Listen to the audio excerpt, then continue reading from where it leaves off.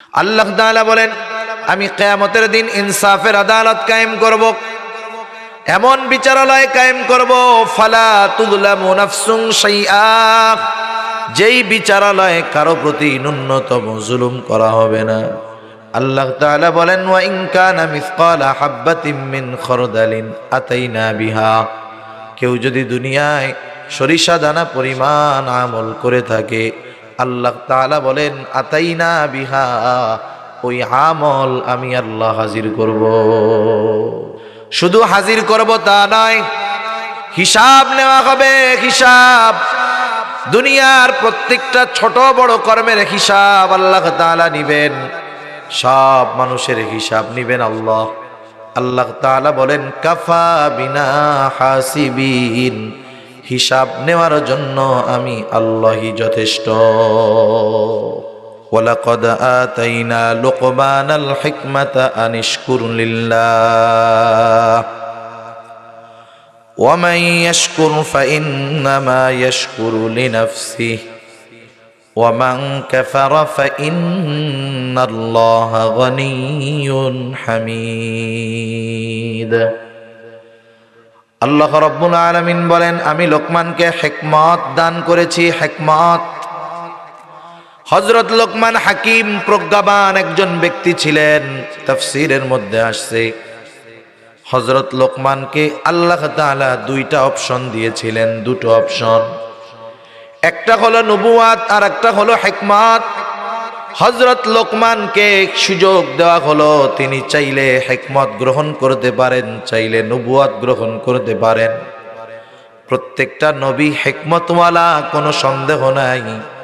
আবার হিকমতের সাথে নবুয়াত এটা তো মিলিত আছে। আবার শুধু হিকমত, অবশ্যই নবুয়াত যে সবচাইতে দামি এক উপাধি, দামি এক দায়িত্ব, কোনো সন্দেহ নাই।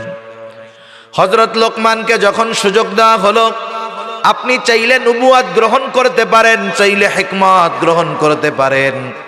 অবশ্যই নবুয়াত মর্যাদাপূর্ণ বিষয় হওয়ার পরেও হযরত লোকমান নবুয়াত গ্রহণ না করে হিকমতকে তিনি গ্রহণ করলেন।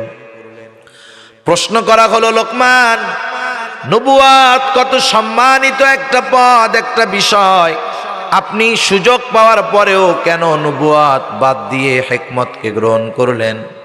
তিনি বললেন, শোনো, নবুয়াত যে এক মর্যাদাপূর্ণ দায়িত্ব, কোনো সন্দেহ নাই। তবে এই নবুয়াত যদি আল্লাহ তাআলা আমাকে সরাসরি দিতেন, সরাসরি যদি আমাকে নবুয়াত দিতেন নিজের থেকে, তাহলে তো কোনো অসুবিধা ছিল না। তাহলে আল্লাহ তাআলা এই নবুয়াতের দায়িত্ব পালন করতে গিয়ে যা কিছুর প্রয়োজন সব কিছু আল্লাহ তাআলাই ব্যবস্থা করতেন। আর আমি যদি নিজের থেকে নবুয়াত গ্রহণ করতাম, ওই দায়িত্ব পালন করতে গিয়ে যদি কোনো ত্রুটি বিচ্যুতি হতো, এর দায়ভার অবশ্যই আমাকেই বহন করা লাগতো। স্বাভাবিক, কেউ যদি কোনো দায়িত্ব নিজের থেকে নেয় আর যদি দেওয়া হয়, তফাৎ আছে না নাই? মনে করেন একজনকে একটা দায়িত্ব আপনি দিলেন যে তুমি এই কাজটা করবা, সে বলল আমি পারবো না। আপনি বললেন তুমি করো, আমরা দেখব।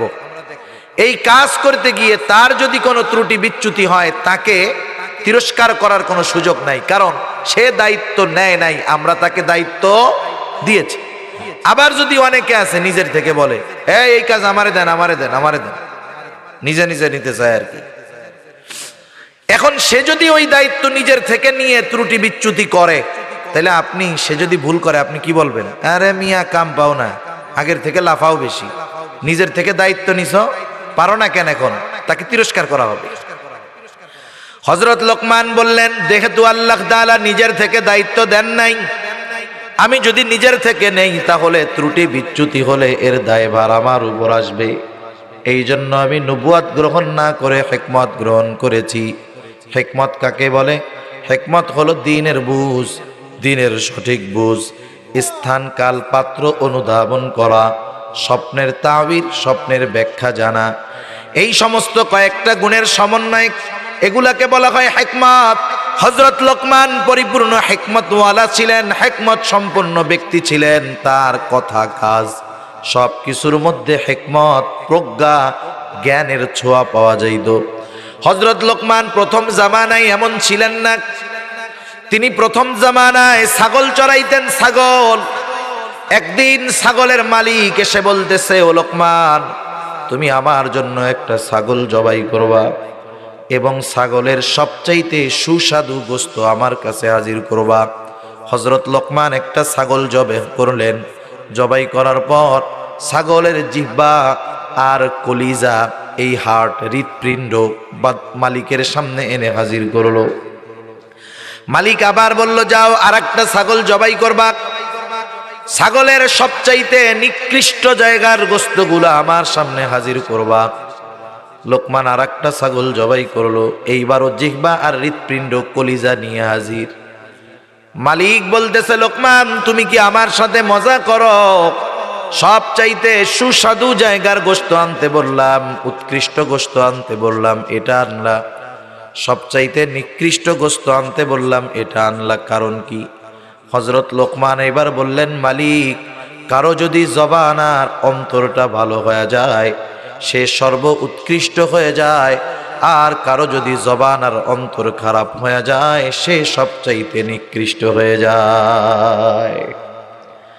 তার কাজ আর কথার মধ্যে প্রজ্ঞা ছিল, জ্ঞানের ছোঁয়া সমারোহ ছিল। শুধু তাই নয়, আল্লাহ তাআলা বলেন, আমি তাকে এত প্রজ্ঞা দান করেছি, জ্ঞান দান করেছি, সে কিন্তু অহংকারী ছিল না। আমরা তো এখন একটু ইলম অর্জন করতে পারলে অহংকারী হয়ে যাই, টাকাওয়ালা হইলে অহংকারী হয়ে যাই। ওয়াজ করতেছি, ওয়াজের ময়দানে আমাকে মানুষ বেশি চেনে, অহংকারী হয়ে যাই। কিন্তু হযরত লোকমান হিকমত পেয়ে, জ্ঞান পেয়ে তিনি অহংকারী হন নাই, বরং তিনি আল্লাহ তাআলার শুকরগুজার বান্দাদের মধ্যে অন্যতম একজন ছিলেন। সেজন্য নেয়ামত পেয়ে কেউ ফখর করে, কেউ শুকর করে। নেয়ামত পাওয়ার পর যে শুকর করে সে কামিয়াব। হযরত লোকমান শুকর করতেন, শুকরগুজার বান্দা ছিলেন। এজন্যই আল্লাহ তাআলা বলেন, ওয়ালাকাদ আতাইনা লোকমানাল হিকমাহ আনিশকুরু লিল্লাহ। আল্লাহ তাআলা বলেন, আমি লোকমানকে হিকমত দান করেছি যাতে করে সে শুকরগুজার হয়।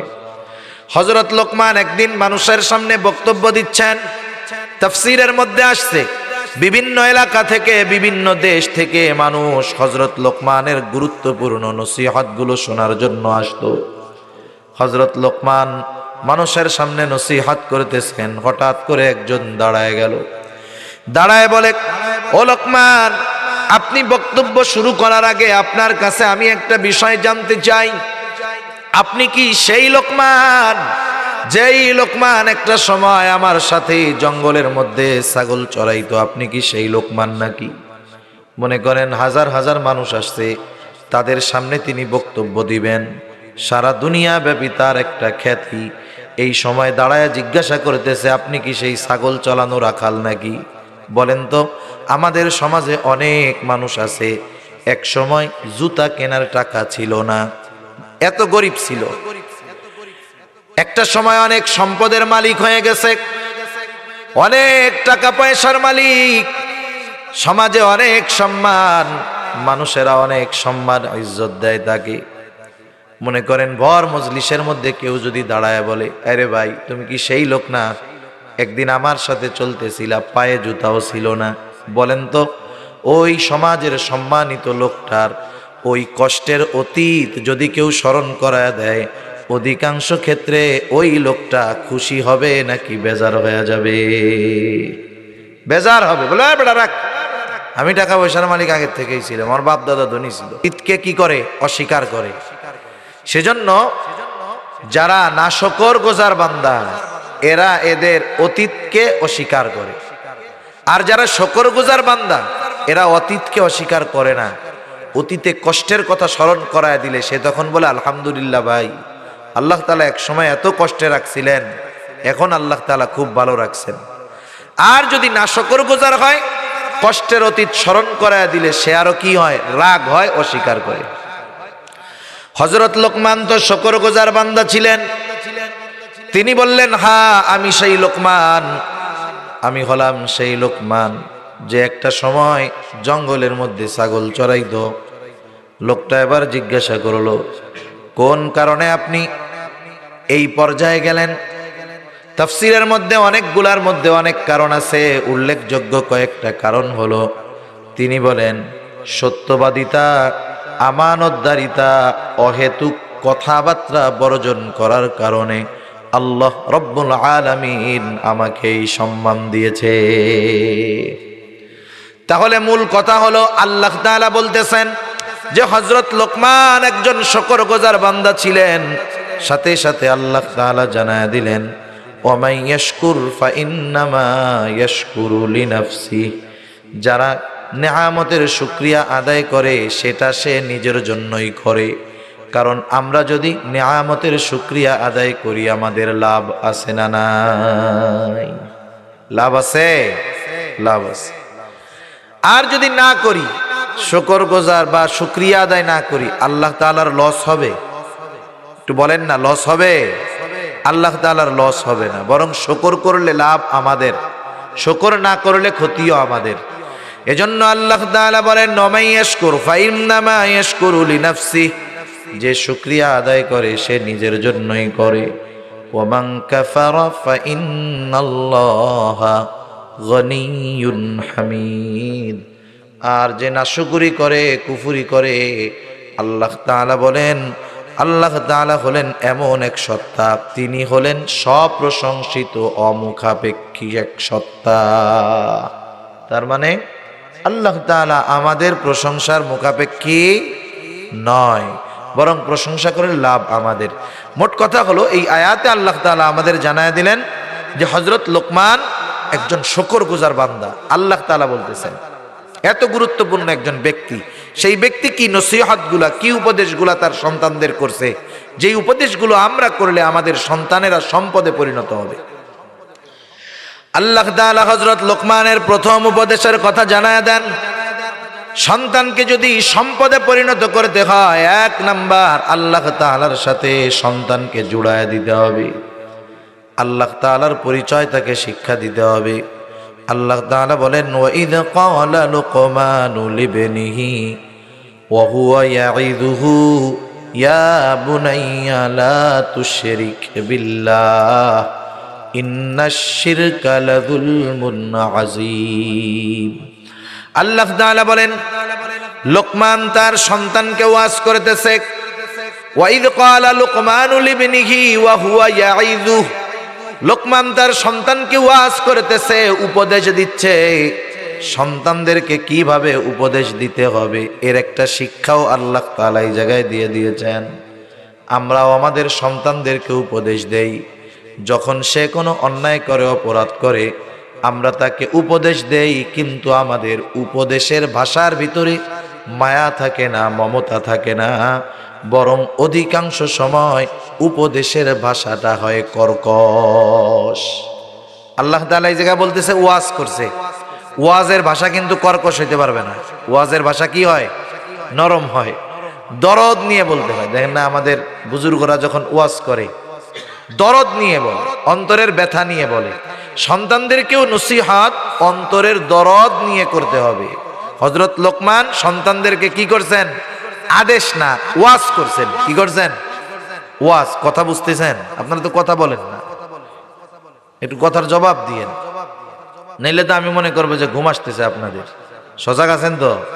তাকবীর দেন তো, নারায়ে তাকবীর, নারায়ে তাকবীর, মাশাআল্লাহ।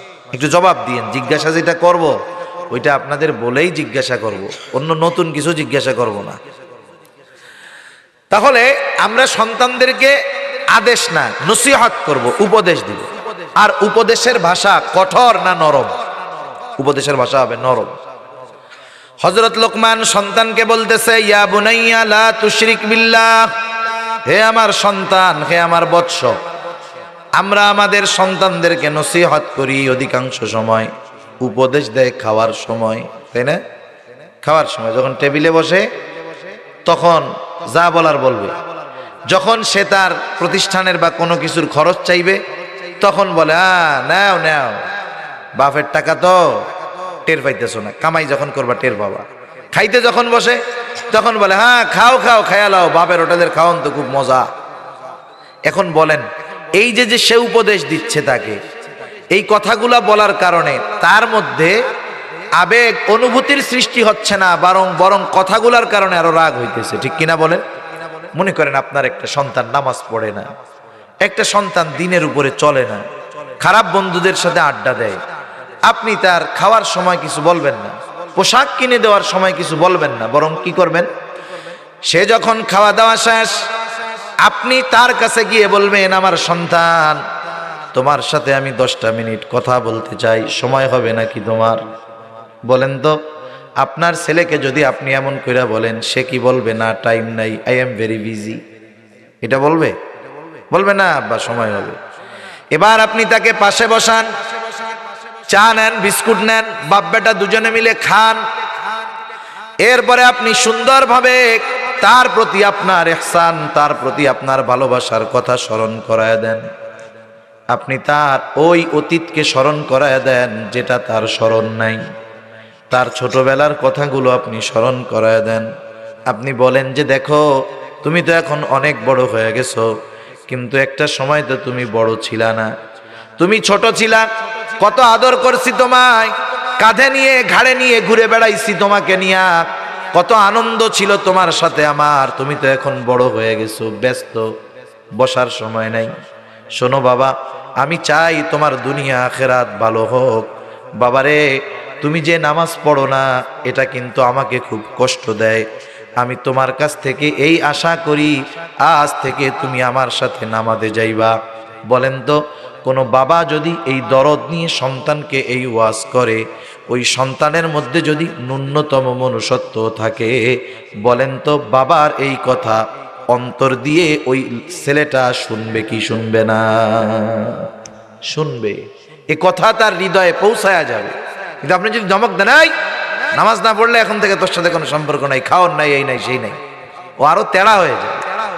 সেজন্য ওয়াজের ভাষা নরম হতে হয়। হযরত লোকমান সন্তানকে বলতেছে, ইয়া বুনাইয়া, হে আমার বৎস। আরবিতে যদি শব্দটা হলো, অর্থ হলো হে আমার বৎস, কিন্তু এই শব্দের মধ্যে একটা মাধুর্যতা আছে। কিছু কিছু বিষয় আছে শুধু শাব্দিক অনুবাদ দিয়ে এর অন্তর্নিহিত বিষয়টাকে অনুধাবন করানো যায় না। হযরত লোকমান সন্তানকে ওয়াজ করতে গিয়ে বলতেছে, ইয়া বুনাইয়া, হে আমার বৎস, 1 নাম্বার ওয়াজ, লা তুশরিক বিল্লাহ, আল্লাহ তাআলার সাথে শিরিক কইরো না। শিরিক করব না, এর কারণ হলো ইন্নাশ শিরকা লাযুলমুন আযীম। আল্লাহ রাব্বুল আলামিন জানায় দেন, হযরত লোকমান প্রথমেই বললেন, বৎস শিরিক কইরো না, তাওহীদের শিক্ষা দিলেন। কারণ সারা জীবনের সব ভালো কাজগুলো যদি আল্লাহর দরবারে কবুল করা হয়, আল্লাহ তাআলার একত্ববাদের প্রতি বিশ্বাস দরকার। সেই জন্য হযরত লোকমান সর্বপ্রথম সন্তানকে আল্লাহর পরিচয় শিক্ষা দিলেন। আল্লাহ হলেন এক একক, তার কোনো শরিক নাই, ইবাদতের ক্ষেত্রে নাই, সিফাতের ক্ষেত্রে নাই, কোনো ক্ষেত্রে নাই। সুতরাং লা তুশরিক বিল্লাহ, বৎস, তুমি আল্লাহ তাআলার সাথে কখনো শিরিক করবা না। কেন করবা না? ইন্নাশ শিরকা লাযুলমুন আযীম, শিরক হলো মহা অন্যায়, মহাপাপ। আল্লাহ তাআলা কোরআনুল কারীমের মধ্যে জানায় দেন, আল্লাহ তাআলা সব পাপগুলো ক্ষমা করে দিবে, ঈমান আছে ক্ষমা করে দিবে। কিন্তু কেউ যদি শিরিক করে, আল্লাহ তাআলা জানায় দেন শিরকের গুনাহ আল্লাহ ক্ষমা করবে না। কিছু গুনাহ আল্লাহ তাআলা তাওবা ছাড়াই মাফ করে দিতে পারে, কিন্তু শিরক এমন এক জঘন্য পাপ যেটা আল্লাহ তাআলা কখনো ক্ষমা করবে না। আল্লাহ তাআলা বলেন, ইন্নাল্লাহা লা ইয়াগফিরু আন ইউশরাকা বিহি ওয়া ইয়াগফিরু মা দুনা যালিকা লিমান ইয়াশা। আল্লাহ তাআলা বলেন, সব গুনাহ আমি ক্ষমা করে দিব যেটা আমি চাই, কিন্তু শিরকের গুনাহ ক্ষমা করব না। শুধু তাই না, যারা শিরিক করে আল্লাহ তাআলা বলেন, লা ইয়াহবাতান্না আমালুক, শিরকের কারণে তাদের আমল বাতিল হয়ে যাবে। তার মানে যারা শিরিক করে এদের নামাজ কবুল হয় না, যারা শিরিক করে রোজা কবুল হয় না, হজ কবুল হয় না। এক কথায় যারা শিরকের সাথে জড়িত তাদের আমল বাতিল বলে ঘোষণা যিনি করলেন তিনি কে? আল্লাহ তাদের আমল বাতিল বলে ঘোষণা করে দিলেন। আল্লাহ রাব্বুল আলামিন আরেক জায়গায় জানায় দেন, যারা শিরিক করে ফাকাদ হারামাল্লাহু আলাইহিল জান্নাহ, যারা শিরিক করে আল্লাহ তাআলা তাদের জন্য জান্নাত হারাম করে দিয়েছে।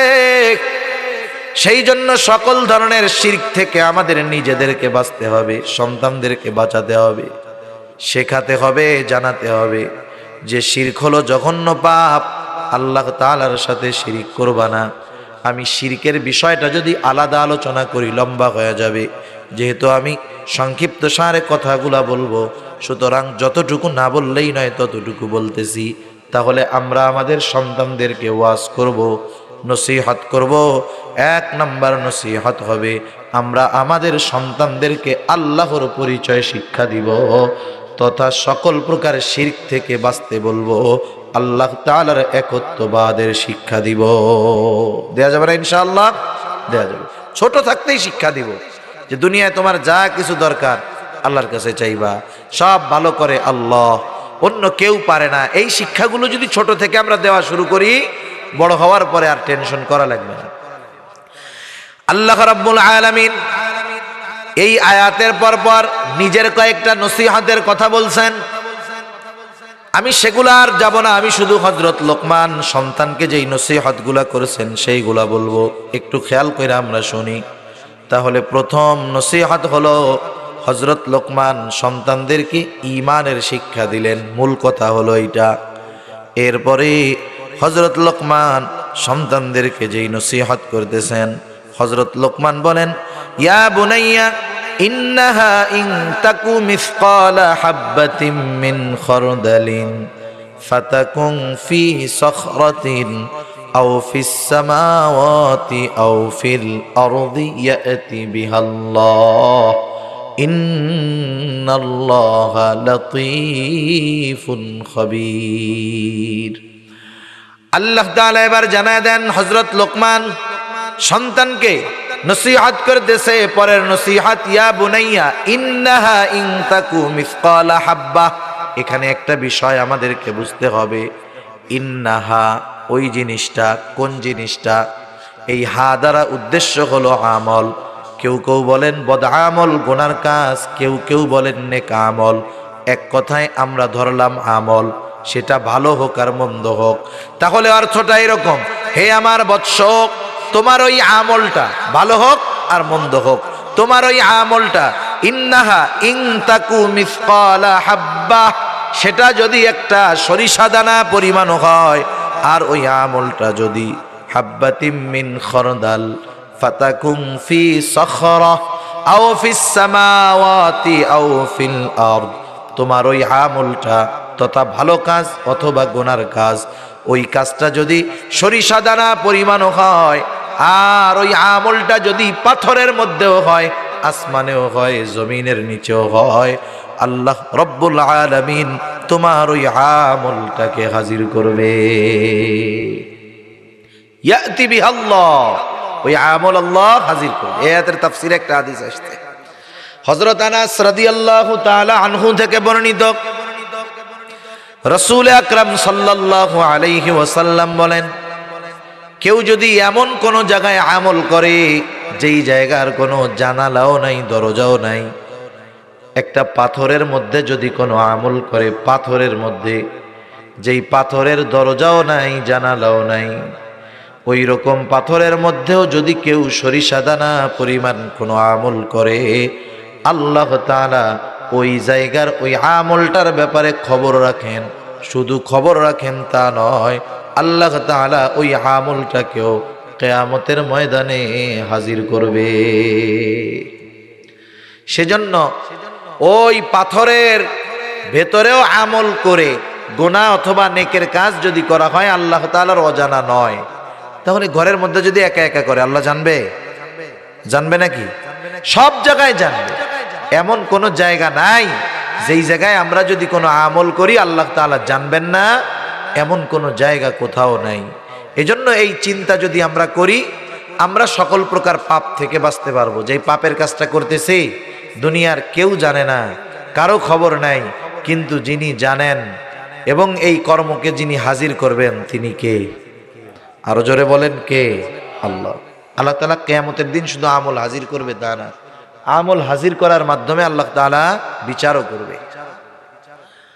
আল্লাহ রাব্বুল আলামিন বলেন, وَنَضَعُ الْمَوَازِينَ الْقِسْطَ لِيَوْمِ الْقِيَامَةِ فَلَا تُظْلَمُ نَفْسٌ شَيْئًا وَإِنْ كَانَ مِثْقَالَ حَبَّةٍ مِّنْ خَرْدَلٍ أَتَيْنَا بِهَا وَكَفَى بِنَا حَاسِبِينَ। আল্লাহ তাআলা বলেন, আমি কিয়ামতের দিন ইনসাফের আদালত কায়েম করব, এমন বিচারালয় কায়েম করব, ফালা তুযলামু নাফসুন শাইআ, যেই বিচারালয়ে কারো প্রতি ন্যূনতম জুলুম করা হবে না।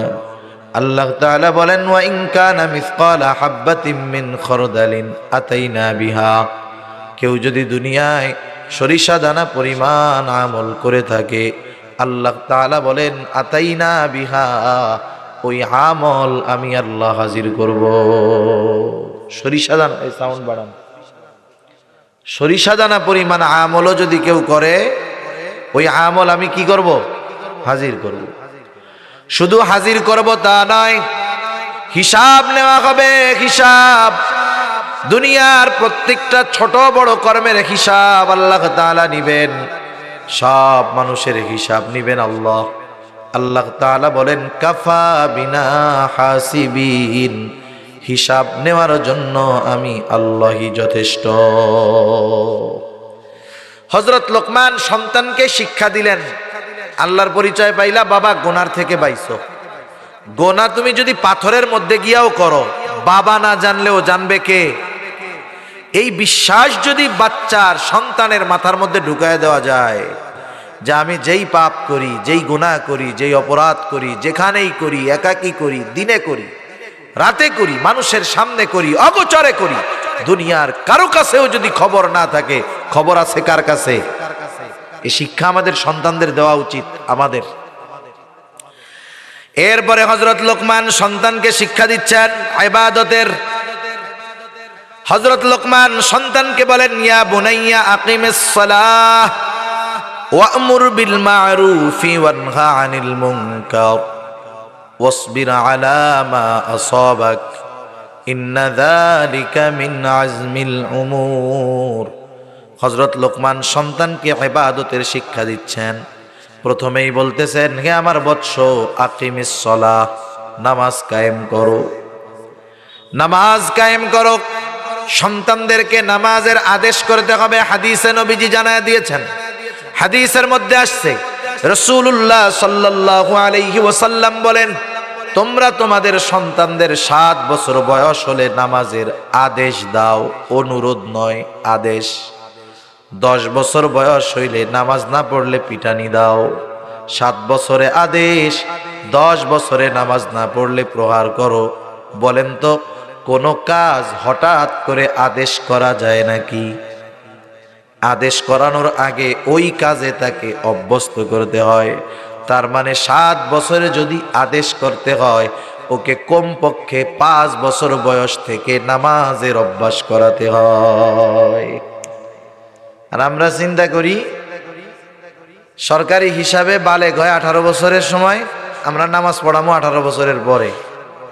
এই চিন্তাধারা ভুল। এজন্য আমরা সন্তানদেরকে নামাজে অভ্যস্ত আগের থেকে করব। মনে করেন আমাদের মা বোনেরা নামাজ পড়ে ঘরের এক কর্নারে, অন্ধকার জায়গায়, কোনায় নামাজ পড়ে। কিন্তু পুরুষেরা যদি ঘরে কিছু নামাজ পড়ে, ওনারা কিন্তু ওই কোনায় পড়ে না, ওনারা বারান্দায় পড়ে, আলো জায়গায়, খোলামেলা জায়গায় পড়ে। সেজন্য আমাদের উচিত যে আমাদের সুন্নাত নামাজগুলা, নফল নামাজগুলা বাসায় পড়ার অভ্যাস করা।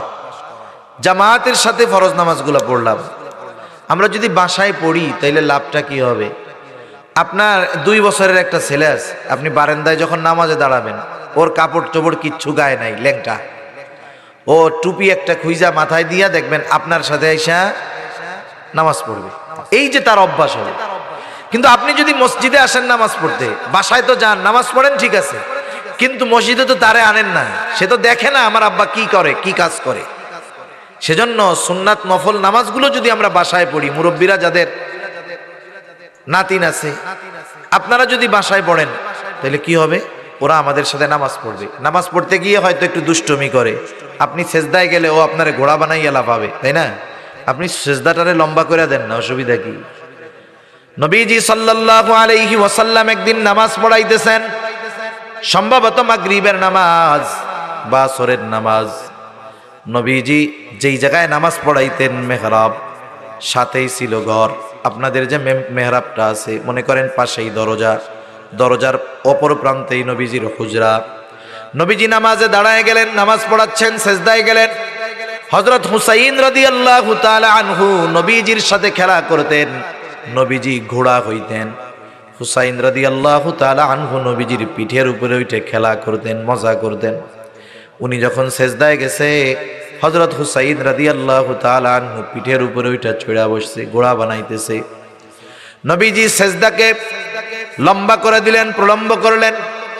সাহাবায়ে কেরাম চিন্তা করতেছে কি ব্যাপার, এই সেজদাটা এত লম্বা কেন? হয়তো কোনো ওহী নাজিল হইতেছে। এইবার হযরত হুসাইন রাদিয়াল্লাহু তাআলা আনহু খেলা শেষ করে ঘাট থেকে নামলেন। কারণ বাচ্চাদের অভ্যাস হলো কোনো এক কাজ তারা দীর্ঘ সময় করে না, অল্প সময় করে নেমে যায়। হযরত হুসাইন রাদিয়াল্লাহু তাআলা আনহু যতটুকু খেলতে মন চাইছে খেলে তিনি নেমে গেলেন। নবীজি নামাজ শেষ করলেন, সাহাবায়ে কেরামের দিকে ঘুরে বসলেন, কিন্তু কিছুই বলেন না। ওহী নাজিল হলে নবীজি উপস্থিত সাহাবাদের সামনে সাথে সাথে সেটা তিলাওয়াত করে সবাইকে শোনায়া দিতেন, কিন্তু নবীজি তো কিছু বলেন না। সেজদা কেন লম্বা হলো? একজন সাহাবী জিজ্ঞাসা করতেছে, ইয়া রাসূলুল্লাহ, ইয়া রাসূলুল্লাহ, ওই সেজদাটা বেশি লম্বা করার কারণ কি? নবীজি তখন বললেন, শোনো, আমি যখন সেজদায় গেলাম, আমার নাতি হুসাইন আমার ঘাড়ের উপরে উঠে খেলা শুরু করে দিয়েছে। আমি চাইলাম না যে সে অতৃপ্ত থাকুক। সে যখন তার খেলা শেষ করলো, তৃপ্ত হলো, এরপরে আমি আমার সেজদা থেকে মাথাটা উঠাইলাম। আমাদের দেশে যদি কোনো ইমাম সাহেবের পোলায়, সেই ইমাম সাহেবের গাড়ির উপরে উঠে, আর সেজদা যদি 2 মিনিট লম্বা হয়, সালাম ফিরানোর আগে ইমাম সাহেবরে বলবে আপনি বাড়ি যান, আপনার মতো ইমাম লাগবে না, ঠিক না? তাহলে দেখেন, আমরা বাচ্চাদের মসজিদে নিব কোন সময়? একবারে 2 বছরেরটা নিব না, 3 বছরেরটা নিব না। ওই সময় আমি বাসায় পড়লে সে অভ্যস্ত হবে। এরপরে যখন তার 4 বছর 5 বছর, তখন বাচ্চারা কথা বললে বুঝে, ওই সময় থেকে আমি মসজিদে নেওয়া অভ্যাস করব। কারণ ওই সময় সে বিছানায় প্রস্রাব করে না, এক জায়গায় দাঁড়াইয়েই প্রস্রাব পায়খানা করে দেয় না, সে বলে আসলে যে আমার আগু আসছে, মুতু আসছে। ওই সব বয়সে আমরা যখন মসজিদে অভ্যাস করবো নিতে নিতে, 2-3 বছর সে যখন মসজিদে যাবে, 7 বছর বয়সে তাকে নামাজের জন্য আদেশ করা লাগবে না। আল্লাহ চাইলে 7 বছরে সে পাক্কা নামাজি হয়ে যাবে, ঠিক কিনা বলেন? এই যে আমাদের মাদ্রাসার ছাত্ররা আছে, নুরানিতে পড়ে, মক্তবে পড়ে, 4 বছর 5 বছর 6 বছর বয়স, ওদের নামাজে দাঁড়ানো দেখলে অনেক সময় মনে হয় যে হায় রে হায়, পাক্কা নামাজি। কেন? এই পরিবেশে থাকার কারণে তারা অভ্যস্ত হয়ে গেছে, ঠিক কিনা? সেজন্য আমরা আমাদের সন্তানদের নামাজের আদেশ করব, নিজেরা তো নামাজি হবই। নামাজি যদি নিজে হই, অধীনস্থদের মধ্যে, পরিবারের মধ্যে যদি নামাজ প্রতিষ্ঠা করি, আল্লাহ তাআলা বলেন, বান্দা তুমি নামাজি, ঘরের মানুষ নামাজি, আল্লাহ তাআলা বলেন নাহনু নারযুকুকা, তোমরা নামাজি হওয়ার কারণে আমি তোমাকে রিজিক দিয়ে দিব। সুবহানাল্লাহ। তাহলে নামাজি হইলে দুনিয়ার লাভ আছে। আর যে নামাজ কায়েম করে সে হলো দ্বীন প্রতিষ্ঠাকারী। নবীজি সাল্লাল্লাহু আলাইহি ওয়াসাল্লাম বলেন, আস-সালাতু ইমাদুদ্দিন, মান আকামাস সালাতা ফাকাদ আকামাদ-দ্বীন ওয়া মান তারাকাহা ফাকাদ হাদামাদ-দ্বীন। নবীজি বলেন, নামাজ হলো দ্বীনের স্তম্ভ, যে নামাজ কায়েম করলো সে দ্বীন প্রতিষ্ঠা করলো, আর যে নামাজ ছেড়ে দিল সে দ্বীন ধ্বংস করলো। আমাদের দেশে অনেকে দ্বীন প্রতিষ্ঠা করতে চায় কিন্তু নামাজ পড়ে না, আছে না নাই? তাইলে বেনামাজির দ্বারা দ্বীন প্রতিষ্ঠা হবে? সেজন্য আগে আমাদের মুসল্লি নামাজি হতে হবে। আমরা আমাদের সন্তানদেরকে আদেশ করব, নামাজের আদেশ, নসিহত করব, বোঝাবো, সাথে নামাজে নিয়ে যাব। সাথে সাথে হযরত লোকমান সন্তানকে জানায় দিল, সন্তান, ওয়া'মুর বিল মারুফ ওয়ানহা আনিল মুনকার, ভালো কাজের আদেশ, অসৎ কাজের নিষেধ করবা। এটা হলো শ্রেষ্ঠ উম্মত হওয়ার অন্যতম কর্ম। আমরা যে শ্রেষ্ঠ উম্মত সবাই না, যারা এই কাজের সাথে জড়িত তারা শ্রেষ্ঠ উম্মত।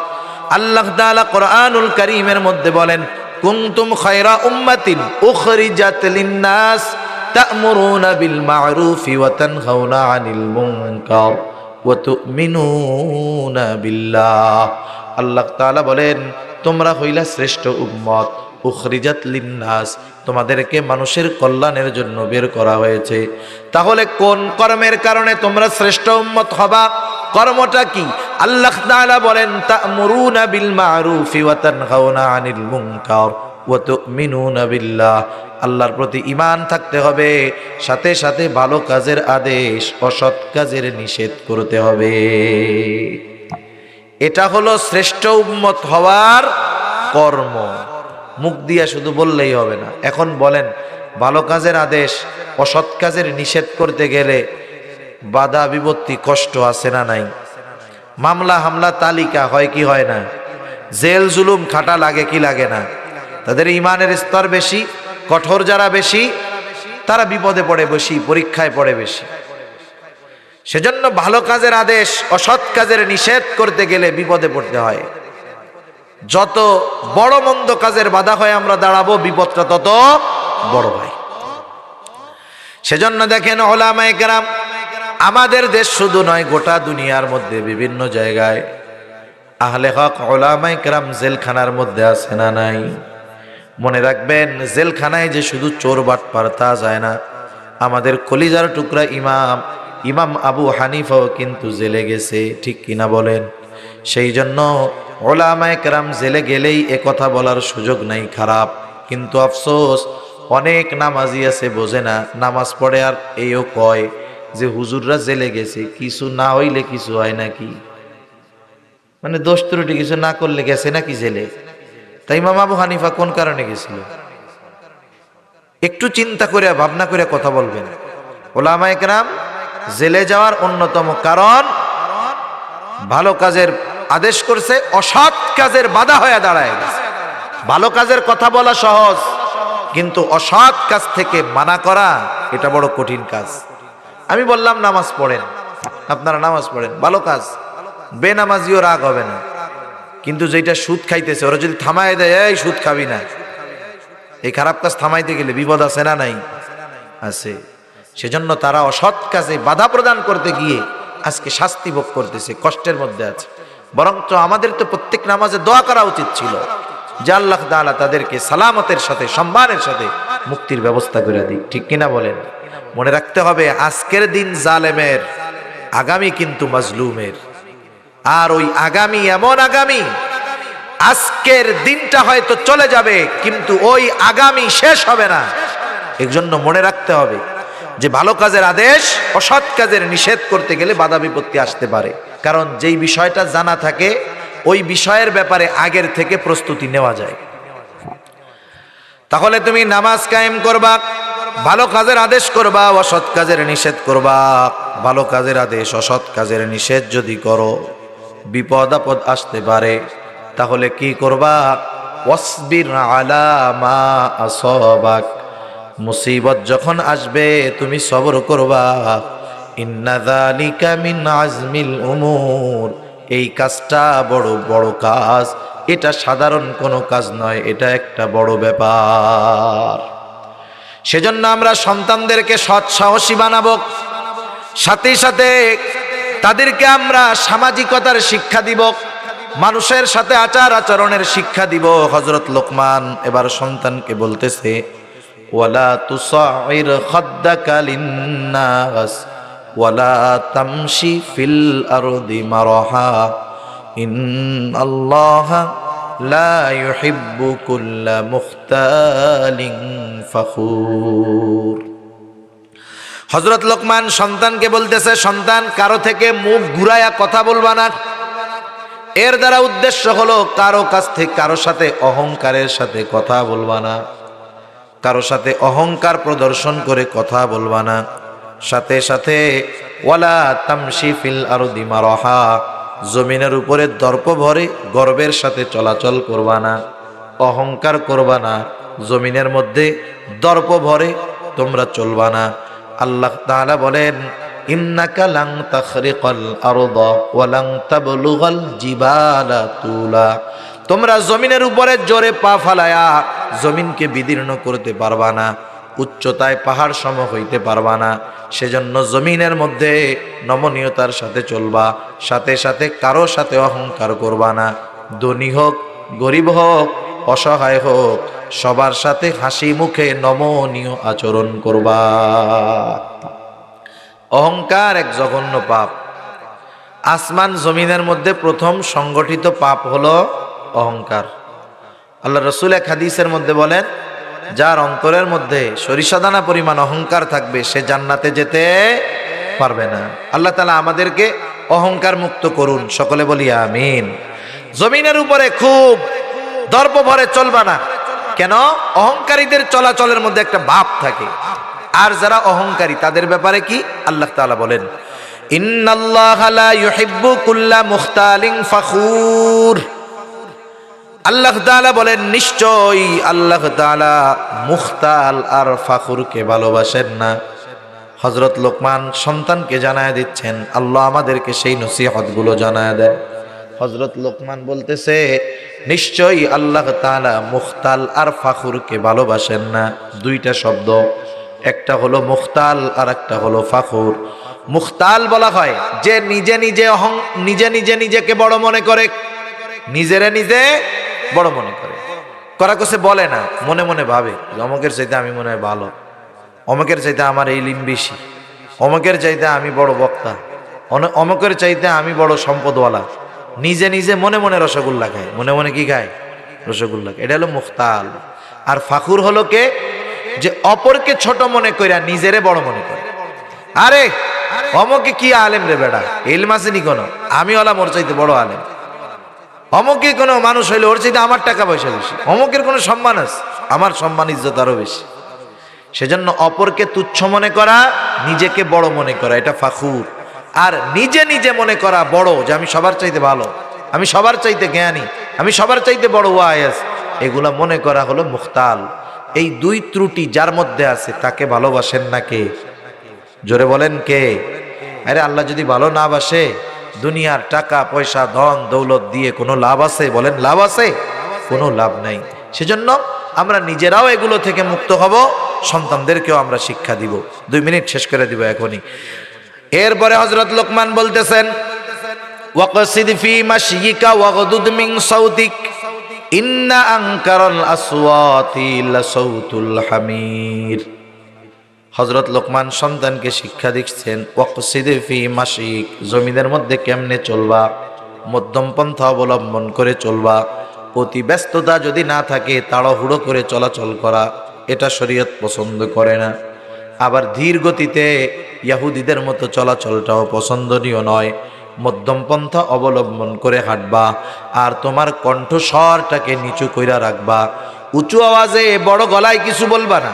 অনেক সময় দেখবেন মানুষের মধ্যে মানুষের কথাবার্তা হয়, যে কোনো যৌক্তিক তর্ক বিতর্ক হয়, যখন ওই লোকটা কেউ যৌক্তিকতা দিয়ে পারে না, লিগেল কথা বলতে পারে না, গলা উঁচু কইরা কথা কয়। আছে না এরকম? আরে মিয়া আমারে চিনেন, আমি কেনা এই সেই আনতে। ও মনে করতেছে ও গলার আওয়াজ উঁচু করার কারণে ওর দাম বাড়তেছে। আল্লাহ তাআলা জানায় দেন যে শুনা নাও, ওই যে উঁচু আওয়াজ করতেছো এটা হলো গাধার খাসলাত। কার খাসলাত?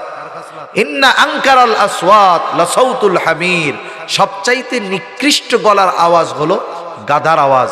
এজন্য যারা বিনা কারণে উঁচু আওয়াজ করে, তর্ক বিতর্কের সময় কারণ ছাড়া চেঁচায়া কথা বলে, এদের গলার আওয়াজকে আল্লাহ তাআলা জানায়া দিলেন গাধার স্বরের সাথে, গাধার কণ্ঠস্বরের সাথে এদের কণ্ঠস্বরের তুলনা আল্লাহ তাআলা করলেন। এজন্য আমরা আমাদের কথাকে নমনীয় রাখবো।